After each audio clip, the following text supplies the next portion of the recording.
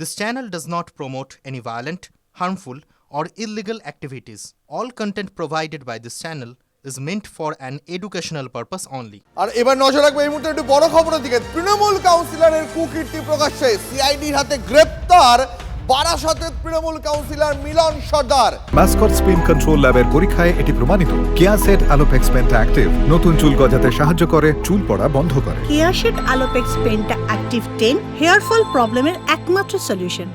কি অভিযোগে গ্রেপ্তার? তিনি একজন ব্যবসায়ীকে দুবার অপহরণ করে 9 কোটি টাকা মুক্তিপণ নেন। অভিযোগ এমনটাই।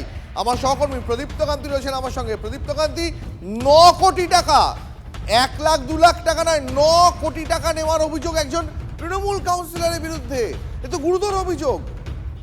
একেবারেই ঠিক সে কথা বলা যায় এবং সেই গুরুতর অভিযোগের কথা ভেবেই হয়তো তৃণমূল কংগ্রেস অতি দ্রুতই মিলন সর্দার, বারাসাতের 2 নম্বর ওয়ার্ডের কাউন্সিলর, তার বিরুদ্ধে তৃণমূলও পদক্ষেপ করেছে। আর তাকে দল থেকে বহিষ্কার করা হয়েছে। ইতিমধ্যে বারাসাত লোকসভার সাংসদ, বারাসাত সংসদীয় জেলার তৃণমূলের সভাপতি কাকলি দস্তিদার সে কথা জানিয়েছে।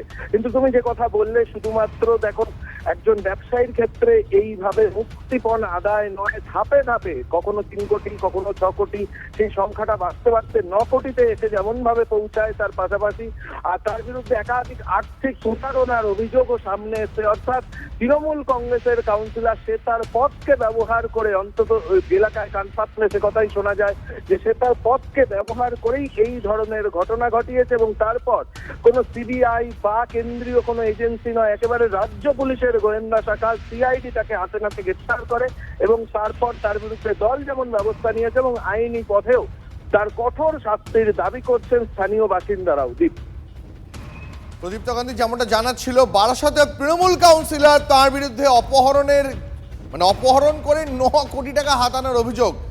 সংখ্যাটা ভাবুন, 9 কোটি টাকা। এই মুহূর্তে আমরা যোগাযোগ করেছি বিজেপি বিধায়ক শঙ্কর ঘোষের সঙ্গে। শঙ্করবাবু একজন তৃণমূল কাউন্সিলর, বারাসাতের তৃণমূল কাউন্সিলর, অপহরণ করে ব্যবসায়ীর কাছ থেকে 2 দফায় 9 কোটি টাকা নেন এবং সেই অভিযোগে তাকে গ্রেপ্তার করলো কে? কোনো কেন্দ্রীয় এজেন্সি নয়, রাজ্যের সিআইডি। দেখুন, প্রথমত এখন তৃণমূলে 3 ধরনের লোক আছে, চোর, বড় চোর আর ডাকাত। তো সিআইডির এই গ্রেপ্তারের পেছনে এরকমও ঘটনা থাকতে পারে যে ডাকাতদের রক্ষা করার জন্য চোরকে গ্রেপ্তার করা। তদন্ত হোক, তদন্ত এগোনোর পরে বোঝা যাবে যে এনার পেছনে কোনো প্রভাবশালী ব্যক্তির উপস্থিতি আছে কিনা, সেই জন্য চুরি করে এই গ্রেপ্তার হয়েছে।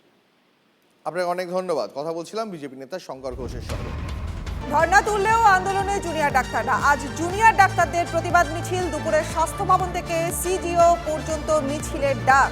সকাল থেকে ধর্ণাস্থল ফাঁকা, ধর্ণা তুলে নেওয়ার প্রস্তুতি স্বাস্থ্য ভবনের সামনে থেকে। ডাক্তারদের আন্দোলন এবার কোন পথে?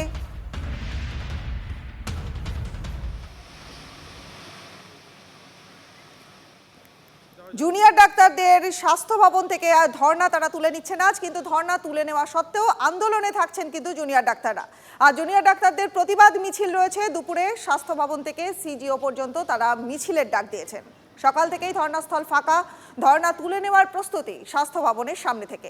ডাক্তারদের আন্দোলন এবার কোন পথে, নজর কিন্তু সেদিকেই থাকবে। কলেজের বুকে যে অচলাবস্থা চলছিল, আমরা মনে করি এই ডাইরেক্টিভ পাওয়ার পর এবং আমাদের দাবি দাবার একটা অংশ এবং ন্যায় বিচারের দাবিতে আমাদের যে আন্দোলন চলছে, সেই জায়গা থেকে সিজি অভিযান যেমন হচ্ছে, সেই জায়গা থেকে আমরা পরিষ্কার সাধারণ মানুষের উদ্দেশ্যে কথা বলতে চাই। আমরা এসেনশিয়াল সার্ভিস পরিষেবা শনিবার থেকে জুনিয়র ডাক্তারদের পক্ষ থেকে আমরা শুরু করছি।